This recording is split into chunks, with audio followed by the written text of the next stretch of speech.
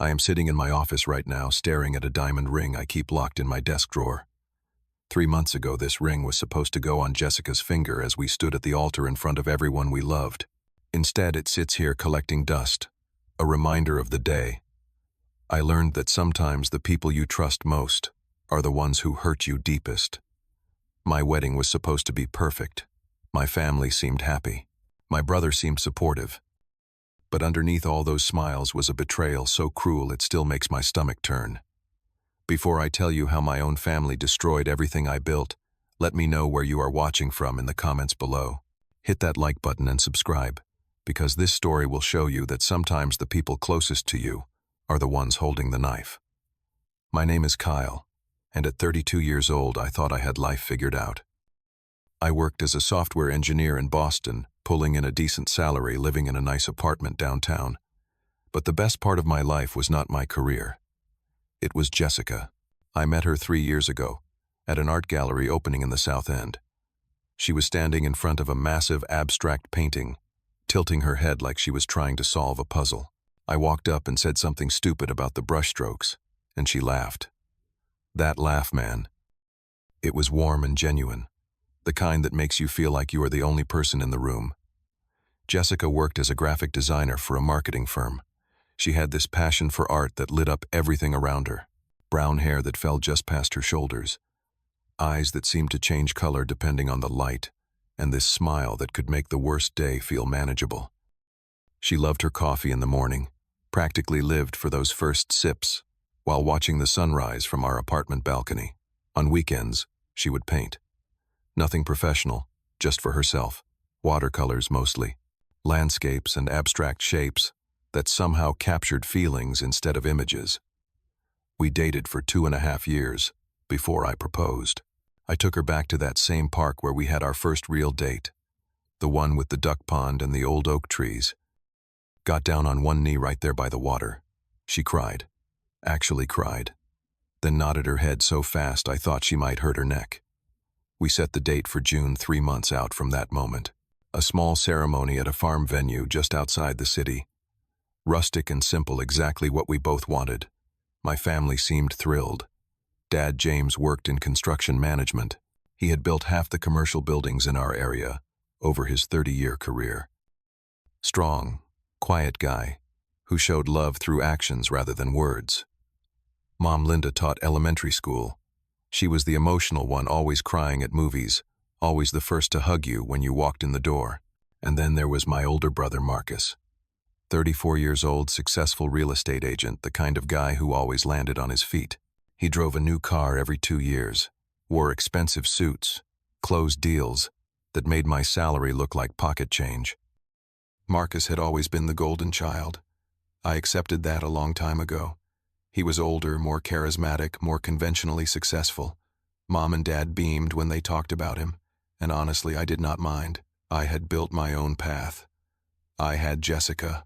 I had my own version of happiness that did not require competing for my parents' approval. When I told the family about the engagement, Marcus was the first to shake my hand. He smiled wide, pulled me into a hug, said he was proud of me. I believed him. 2 months before the wedding, Marcus offered to help with preparations. Said he had connections with vendors, knew people who could get us discounts on flowers and catering. I was grateful. Planning a wedding while working full-time was exhausting, and Jessica appreciated the help too. So Marcus started coming around more. He would stop by our apartment in the evenings, usually with some excuse about needing to show Jessica fabric samples or discuss table arrangements. At first it seemed thoughtful, my big brother stepping up, being involved. But then I started noticing things.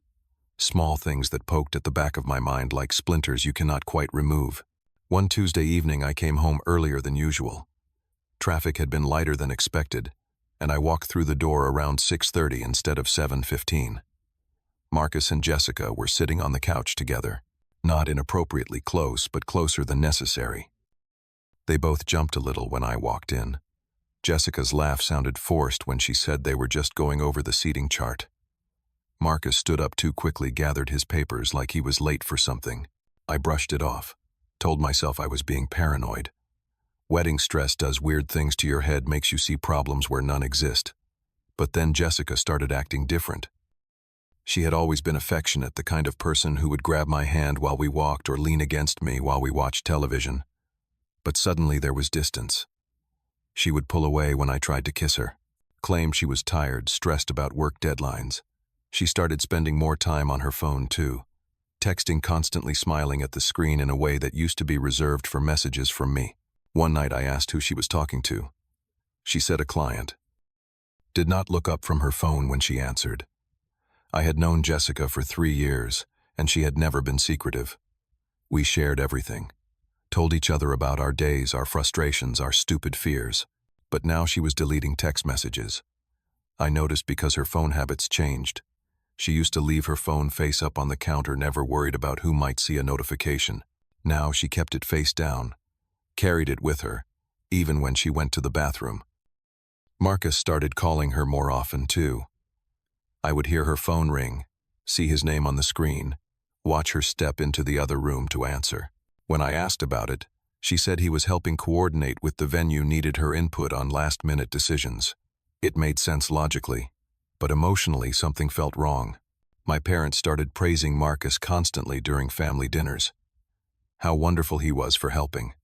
How lucky we were to have him involved. Dad clapped him on the shoulder and called him a good brother. Mom hugged him tight and said she was so proud. Meanwhile, I felt like a ghost at my own wedding planning sessions. Marcus knew more about our flower arrangements than I did. He had opinions about the music playlist. He talked to Jessica about honeymoon destinations. I should have said something, should have confronted them both right then. But I kept quiet, swallowed my doubts, told myself everything would be fine once the wedding was over. Then one Thursday night, Jessica said her car broke down. She called me from a shopping center parking lot, said the engine was making a weird noise, and she did not want to drive it. I was in the middle of a critical meeting that I could not leave, told her I would be there in an hour. She said not to worry, she would figure it out. 20 minutes later, I got a text saying Marcus was picking her up. He happened to be nearby. Of course he did. 1 week before the wedding, I could not take it anymore. The uncertainty was eating me alive, turning my stomach into knots every time I saw them together. I needed to know if I was losing my mind or if something real was happening.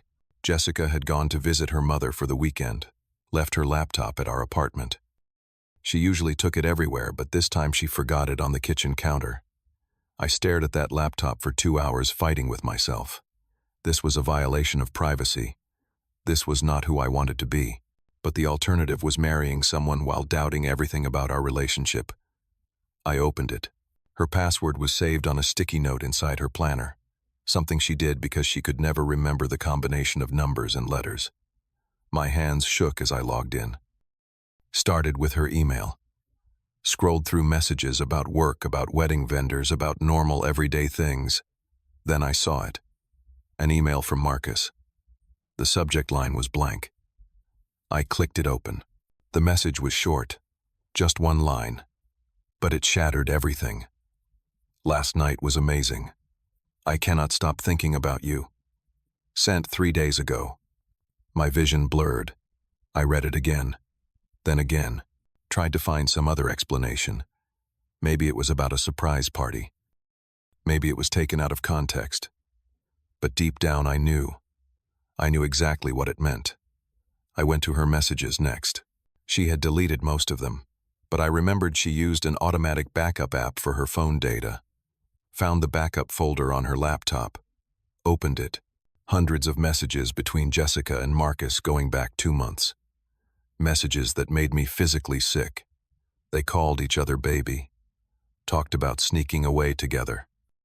Made plans to meet up when they knew I would be working late. There were messages about how hard it was to hide their feelings, how they wished things were different, how Jessica felt torn between obligation and desire. One message from Marcus said, "We will figure this out. You deserve to be happy." Jessica's response was, "I know, but I do not want to hurt him. He is a good person." I closed the laptop, sat there in the dark kitchen. The apartment felt too small suddenly, like the walls were pressing in. My chest hurt, actually physically hurt, like someone had reached in and squeezed my heart until it bruised. I wanted to scream, wanted to throw something. Instead, I just sat there numb, trying to process the fact that the woman I loved and my own brother had been lying to me for months. Jessica came home the next evening, walked in with grocery bags, smiling, asking about my day. I let her put the groceries away, let her talk about her mother's new garden. Then I asked her to sit down. Her smile faded when she saw my face. She knew. Somehow she knew I had found out. I asked her directly. No games, no leading questions. Just, are you in love with Marcus? She started crying immediately. Not the answer I wanted, but an answer nonetheless. She tried to deny it at first. Said I was misunderstanding, that Marcus was just helping, and maybe they got too friendly, but nothing happened. I showed her the email on my phone. I had taken a photo of it. Her face went pale. Then she switched tactics, started crying harder, saying she was confused, that she did not know what she wanted, that the wedding stress had made her vulnerable. I asked about the messages, the ones where they talked about being together, the ones where they made plans. She admitted there were feelings, said Marcus had pursued her, made her feel special, paid attention to her in ways I had stopped doing. That hurt worse than the betrayal itself. The idea that I had somehow failed, that this was partially my fault. She grabbed my hands, begged me to understand, said nothing physical had happened yet. Yet, that word hung in the air like poison. She promised to cut off contact with Marcus, swore she would never talk to him again. Said she wanted to marry me, that she loved me, that this was just a moment of weakness. The wedding was 3 days away. We had spent thousands of dollars. Our families were flying in. The venue was booked.